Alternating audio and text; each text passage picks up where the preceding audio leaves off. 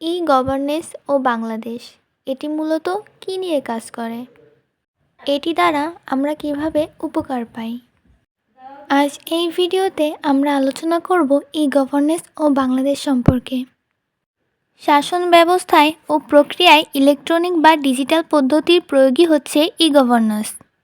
মাত্র 2 দশক আগেও এসএসসি বা এইচএসসি পরীক্ষার ফলাফল প্রকাশের 7 দিন পরেও অনেকেই তাদের ফলাফল জানতে পারত না, কিন্তু বর্তমানে ফল প্রকাশের সঙ্গে সঙ্গে ইন্টারনেট এবং মোবাইল ফোনে এসএমএসের মাধ্যমে ফলাফল জানানো যায়।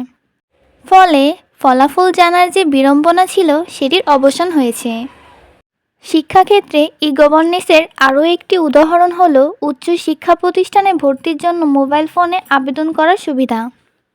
উদাহরণ হিসেবে বলা যায়, পূর্ব যশোর জেলায় একজন শিক্ষার্থী সিলেটের শাহজালাল বিজ্ঞান ও প্রযুক্তি বিশ্ববিদ্যালয়ে ভর্তি হতে ইচ্ছুক হলে তাকে অনেকগুলো কাজ সম্পূর্ণ করতে হতো। এজন্য নিজে অথবা প্রতিনিধিকে সিলেক্ট করে একবার ভর্তি আবেদনপত্র সংগ্রহ করো এবং পরে আবার আবেদনপত্র জমা দিতে হতো।